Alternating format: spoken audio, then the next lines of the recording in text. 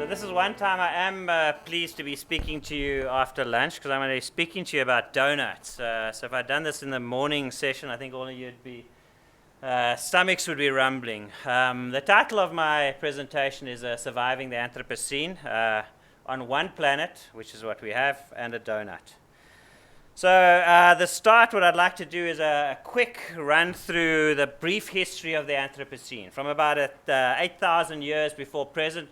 So this was when humanity was just becoming, moving into more sedentary lifestyle. So we just moved from hunter-gatherers into an agricultural lifestyle. And you can see the first signs of transformation. You can't see it very well, but there in Mesopotamia, the Fertile Crescent, the first signs of land use transformation 8,000 years ago.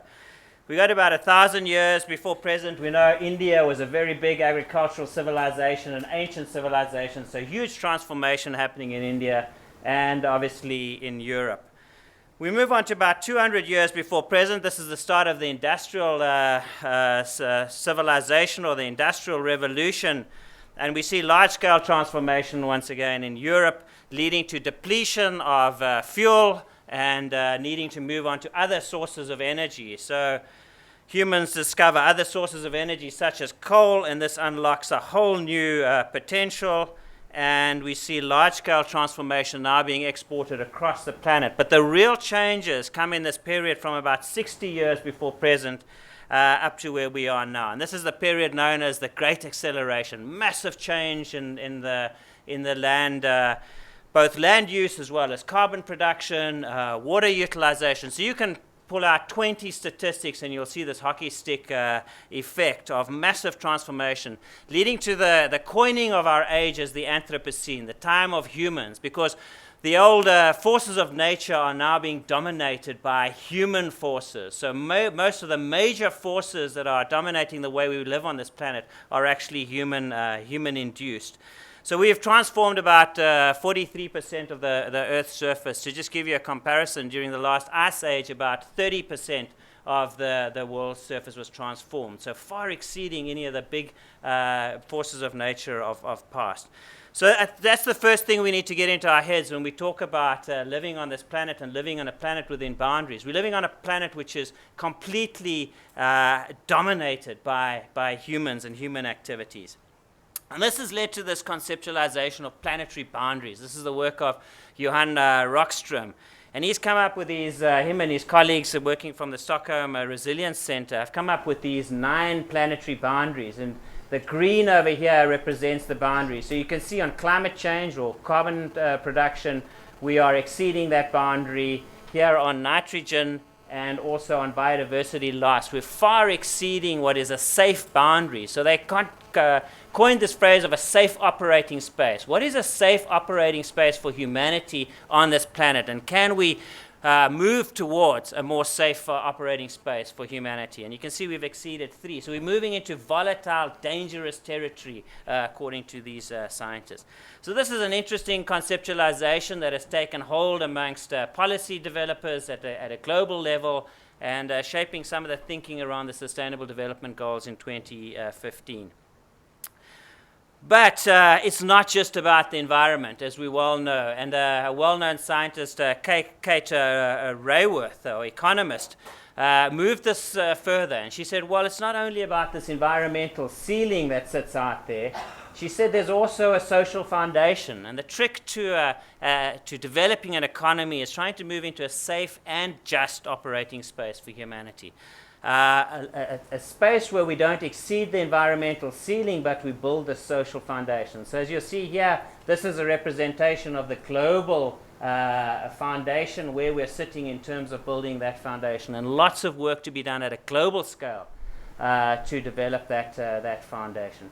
So this is known as, I think, the hole of deprivation. So we need to get out of the hole of deprivation and not exceed the ceiling of sustainability. And that's the space we need to get our economy into. So this is an interesting concept that has been developed and had a lot of traction at an international level. So at WWF South Africa, we're thinking, well, how does this apply at a national level? And can we get a grip on this at a national level? And so we've been working with some scientists who are working with the University of Cape Town as well as Oxford University and trying to get a handle. And this is very, very early work. So this is not the final representation. This is giving you a sense of where we're looking at. And you can see on climate change, if you look at the carbon dioxide per capita production, we're exceeding what is an acceptable environmental ceiling. On ozone depletion, fresh water, we're using about 98% of available water, so we're very close to that ceiling. If you look at arable land, we've exploited most of our arable land. In fact, we've moved into land that's not really considered as arable, so we've exceeded that boundary. Phosphorus, in terms of water quality, we've exceeded that boundary as well. And biodiversity loss, marine harvesting as well, we're exceeding those boundaries. So this is not a very pretty picture for South Africa in terms of how we are operating within our environmental ceiling. So then how is our whole of deprivation or our social foundation looking like? Well, it looks quite good on the services side of things. So we look at electricity, water, sanitation, food, connectivity, and those sorts of things. We're actually not looking bad on that side. The real challenge sits in this quadrant down here, which is around income. That's income. That's jobs, and this is health over here. This is the real quadrant that we need to, this is where our challenge is going to be. So the trick in moving forward in our economy is how do we fill those gaps there without exceeding some of these boundaries, or in fact drawing back from these boundaries. So this is where we need to think about transformative new ways. We're not going to realize this. The key message here is we're not going to realize this through simply working on efficiency. We have to look and we have to think in a far more transformative way if we're going to take on this challenge. So if we look back at the global scenario and we say, well, what's going to happen at a global level? How are we going to get into that safe and just operating space? Well, there's 4 global scenarios that have been developed for the future by Rockstrom and Jeffrey Sachs did this work for the Sustainable Development Goals.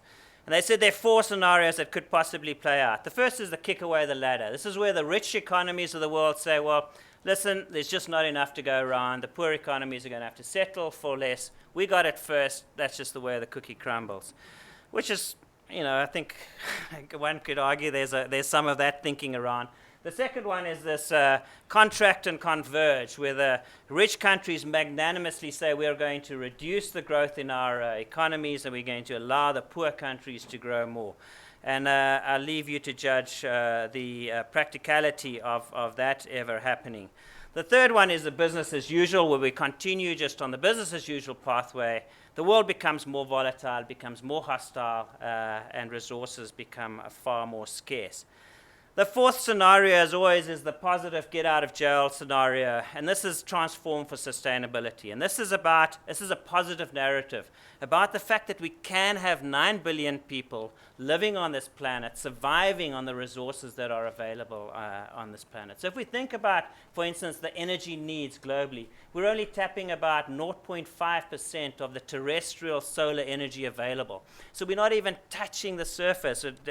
So there's massive gains to be had, but we need to think not about efficiency. We need to think about complete transformation of some of these systems.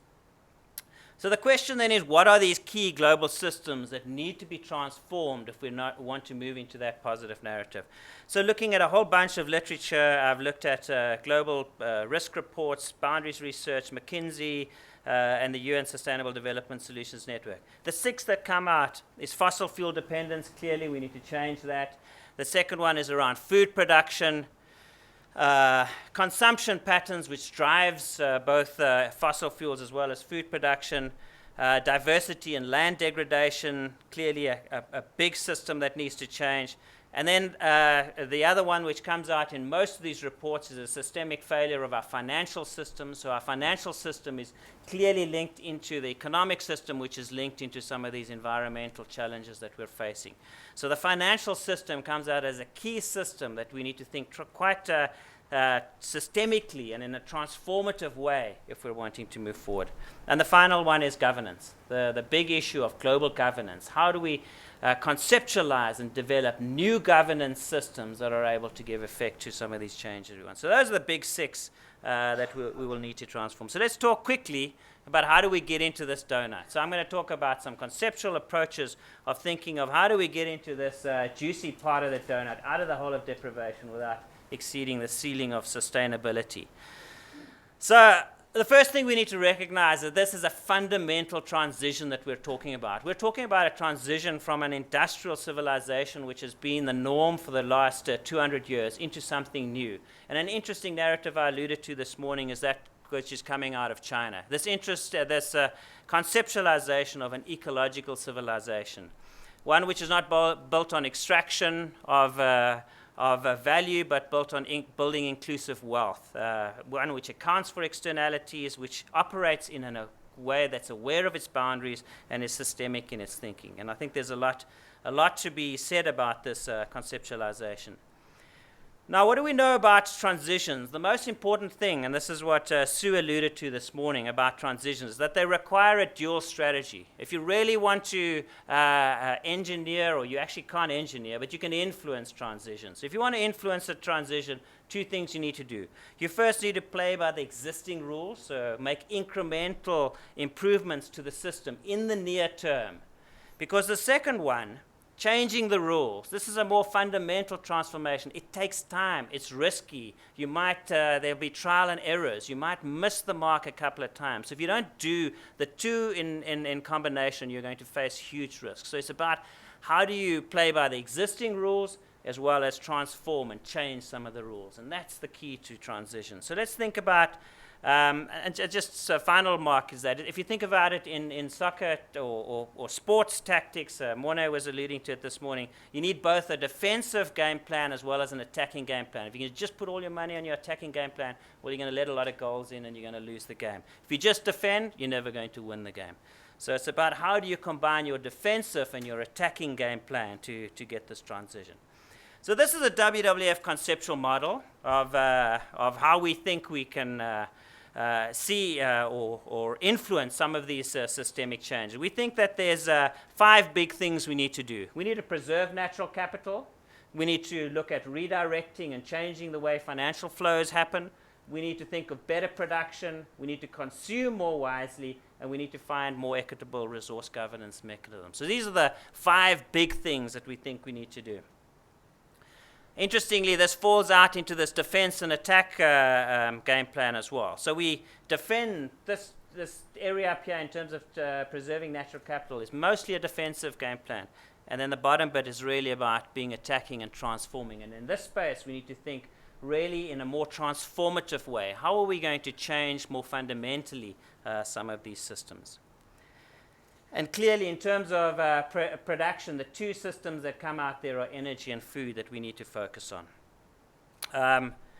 So let's just think about transforming some key global systems. How would you think about transforming these big key global systems? Well, the first thing that's important is to look for pinch points. And in an increasingly globalized context, we find these massive pinch points in these systems, concentrations in flows of resources, funding, or decision making. So if you just look at the food and fiber sector, we've got about 1 billion producers, about 6 billion consumers, and about 300 companies globally control about 70% of the choices. So this is an area where you can intervene. This is a pinch point in the system.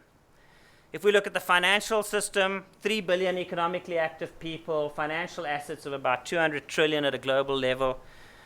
Pension funds control about 30 trillion of those. Insurance industry controls about 25 trillion. The top 10 banks control about 26 trillion. So just in those 3 places, we are seeing about 75 to 80 trillion. So about 40% of global financial assets sitting in just 3 places. So obviously, once again, a huge place, a pinch point in the system where you can intervene and transform. But it's not quite that simple, because let me skip through that slide quickly in the interest of time.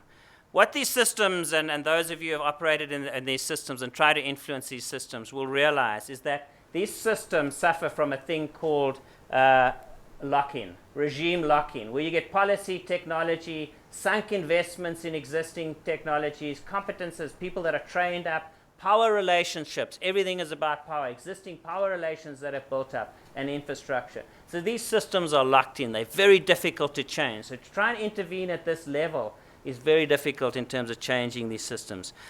And this work by Frank Gils, what he's saying to us is we need to think across scales, because every regime operates within a landscape. This could be a macro policy landscape, it could be a macroeconomic landscape, this could be a social landscape, the social perceptions, etc. So these systems operate within a macro landscape, and underneath these systems is a whole bunch of innovations, niche innovations that are happening at a micro scale. And it's really about how these scales work together that you're actually able to achieve some of the transformations that we're wanting to achieve. So when the macro landscape is able to put pressure on the regime, so something like a carbon tax, something like a pricing of a plastic bags value, suddenly changes. It might be a symbolic influence, but it suddenly starts changing the rules of the game over here. And this power structure, this regime lock-in, starts becoming slightly disrupted, and windows of opportunity start opening up there. When you can get those windows of opportunity to align with your niche innovations, so get your niche innovations to coalesce in a way to become cohesive enough to take foothold in those windows of opportunity, that's really when you get a new regime change. And this is very pertinent in WWF's work. And just to end off on this slide, we believe that this is a WWF contribution. We're not the only organization that operates in this space, but we certainly believe we can make a critical contribution, because as Mornay spoke this morning, he said, WWF is one of those few organizations that is able to operate both at a global scale but also be very strong at a local scale. And it's how we bring that global and local together that we're able to really assist in some of these big global transformations that we're talking about. So we can come together as a global network to put global pressure on these systems, but at the same time we can nurture local innovations at a local scale. And this combination of this global pressure and this local innovation that really gives the opportunity to change some of these big systems. So I've spoken about big transformative change, lots of ambitious thinking. So I'll leave you with an inspirational quote which lifts me up on days when I think we're up against something that's very difficult to change. In the words of Nelson Mandela, it always seems impossible until it's done. Thank you very much.